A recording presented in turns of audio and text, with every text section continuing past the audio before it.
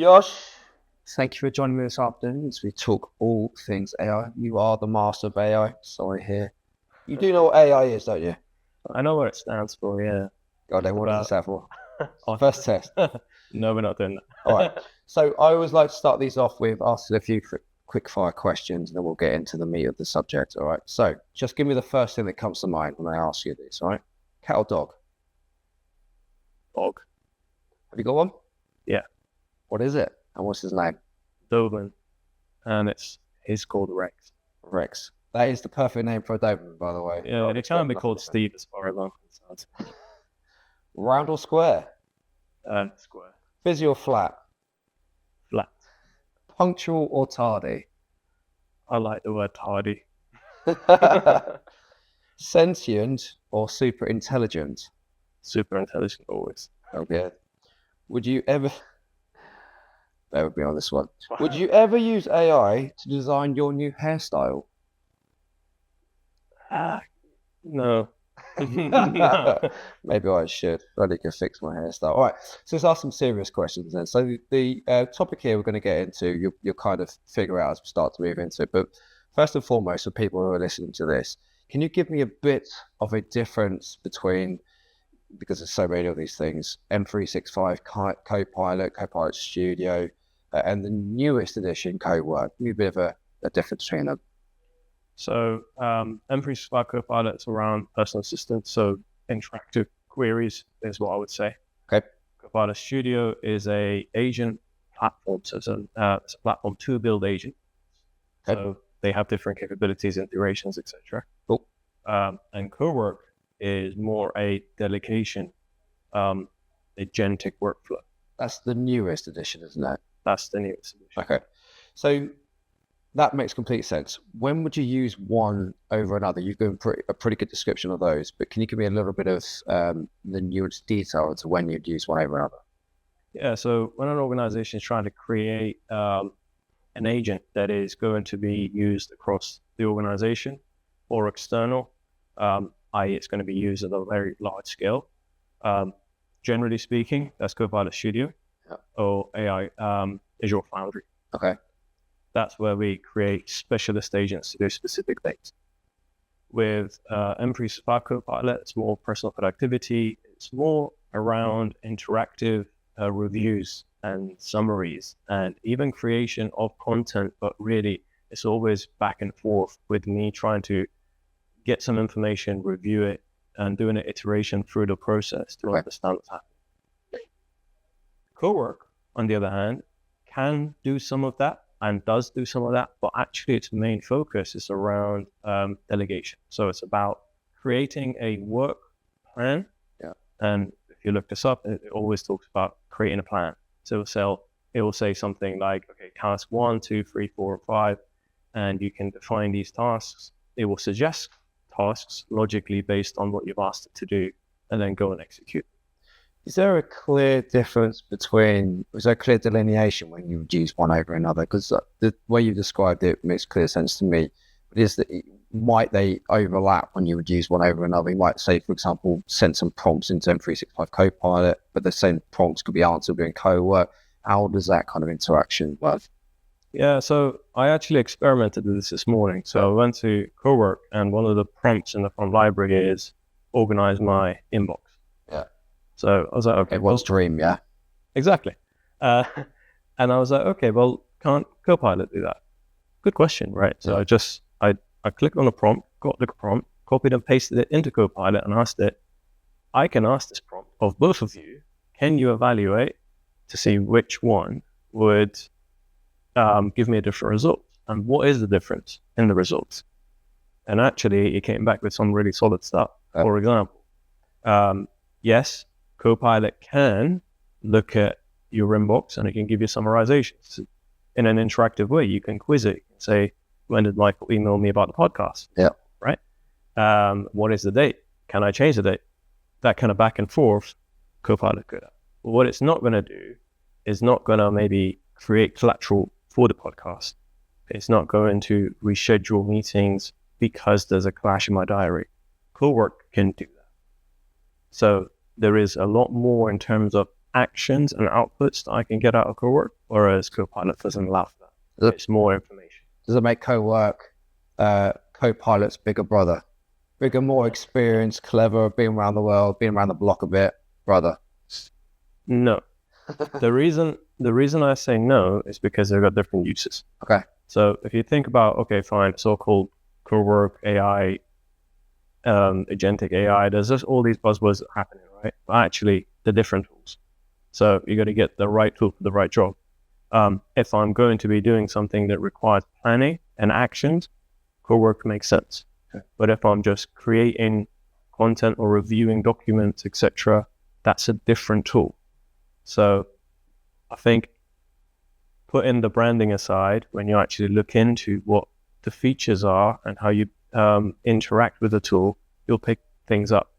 Ultimately, it's just as, everyone's really comfortable with M365, Office 365, right? Yeah. So you know when to use a spreadsheet. You know when to use a Word document, when to use a PowerPoint. Right. This AI boom and kind of trend that is here to stay, people will get used to that as well. So it's the right tool for the right job.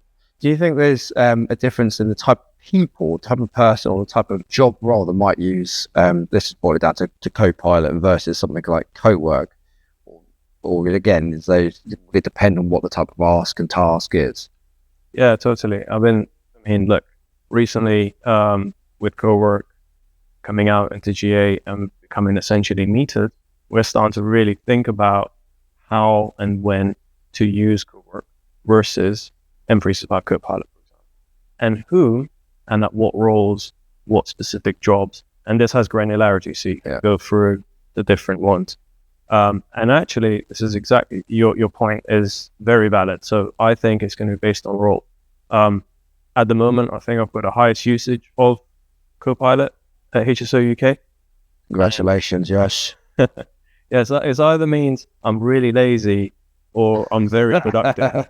I don't know. They're two very extreme. It's a tool, right? It's a tool. It's a tool. But you see, I think the reason for that is because I'm doing a significant amount of research. So my role is as a solution architect and enterprise architecture reviews, etc. I'm answering a lot of questions. I'm getting a lot of information put to me, and I'm having to review and analyze and feedback and then iterate over these all the time. So actually, compared to, say, for example, a project manager, very different cases. So you can see how many questions I'll have every day. So I'll be back and forth and developing stuff, whereas they may have a couple of questions around project updates.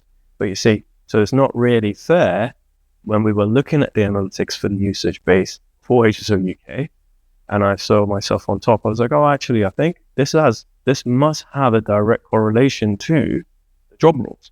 Okay. And we gave it the data, and it told us exactly that. So would you, this brings us sort of basic parlance, you wouldn't expect the manager of the local fish and chip shop to be using Cowork, would you? They might likely be using Copilot to do some advertising for their company. That's the type of organization or type of individual that just wouldn't be using Cowork.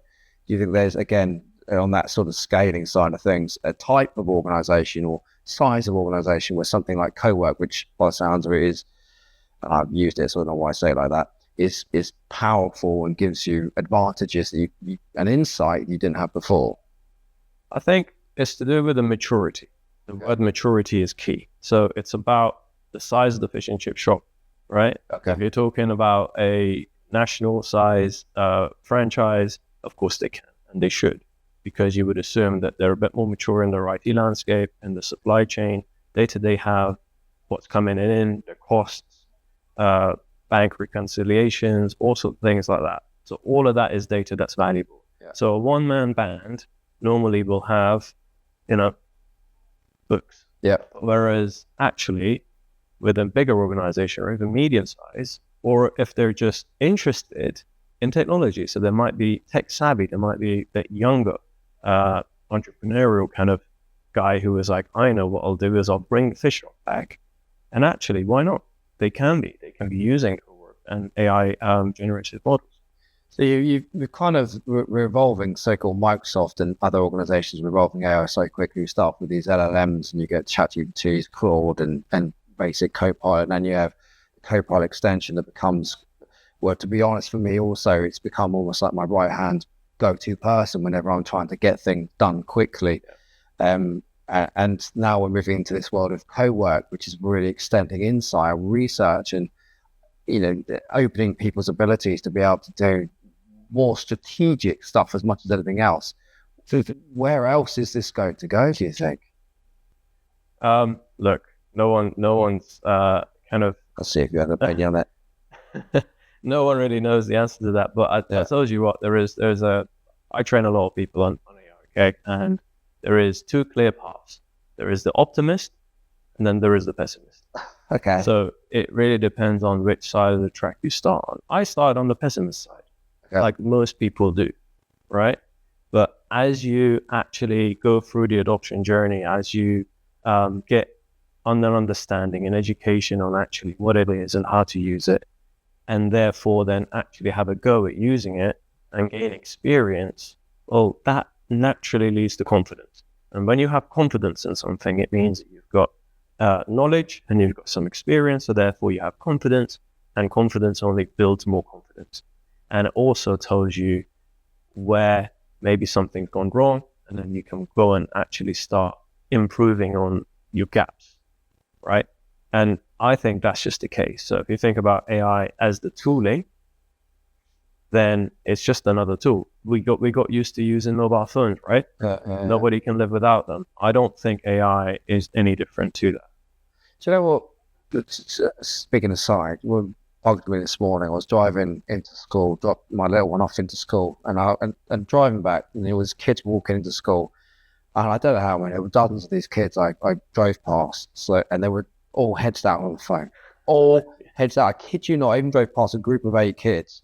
They're all together, they're all clearly mates, and every single one of them was on the phone. And what I thought to myself was, oh my God, they've basically got a pocket computer, supercomputer, and they're using a tiny fraction of its capability to doom scroll and look through content. And I wonder if whether we get to the point with AI also where you've got this amazing tooling with tons of capability, but it still requires a person's imagination, their thinking, their thought process, their life experiences enable to get the most value out of it. My fear is that we're never going to get past that point. We'll ever use a fraction of it. What do you think is the biggest danger between or in using AI in sense?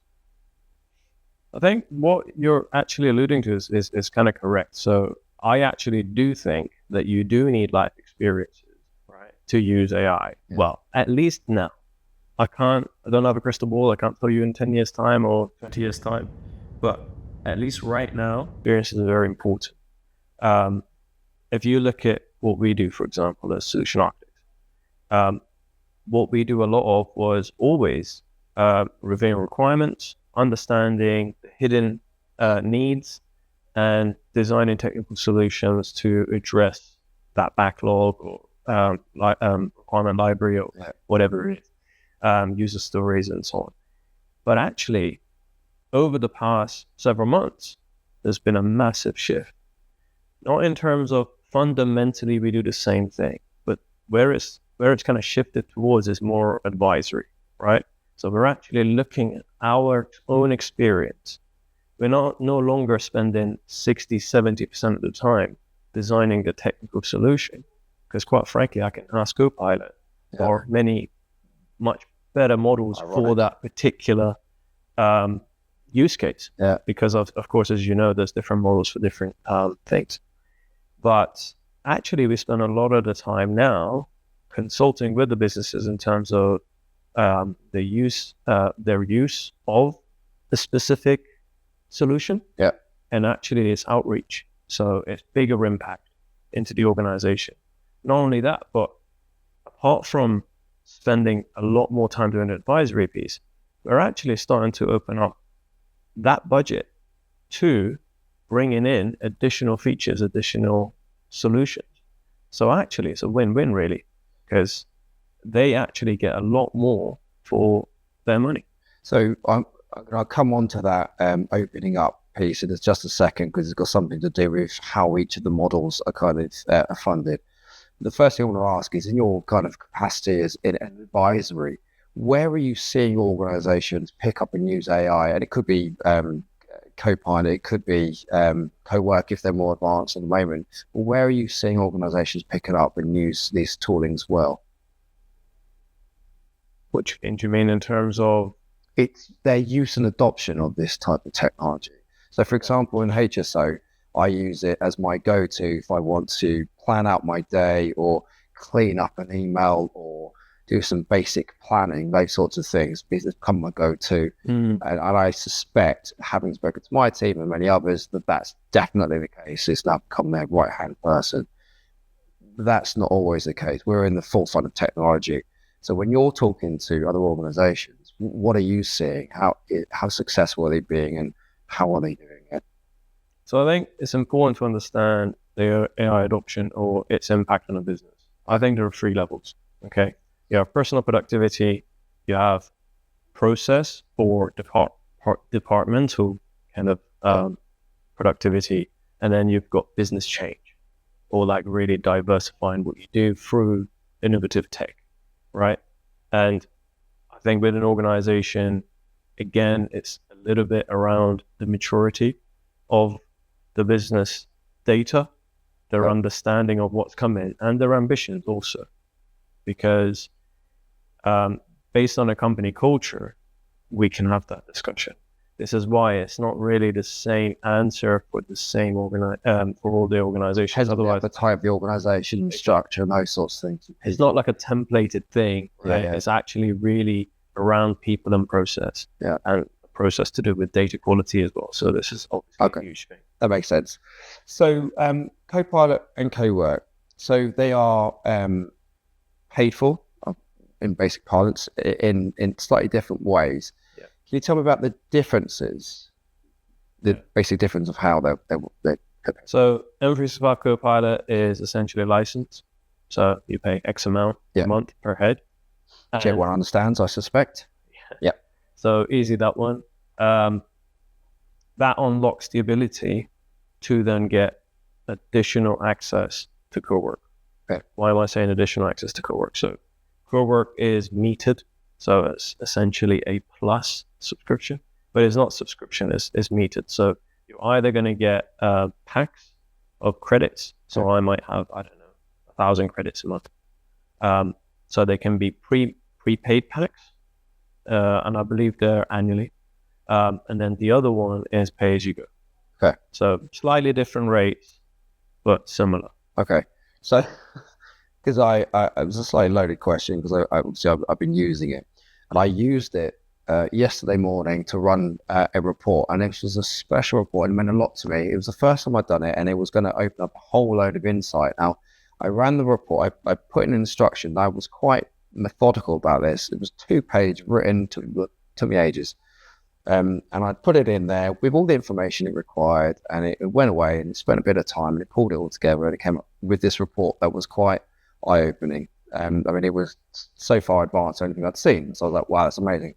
But there were a few things I wanted to change on. It wasn't quite right. I needed to do bits and pieces, but I'd run out of credits.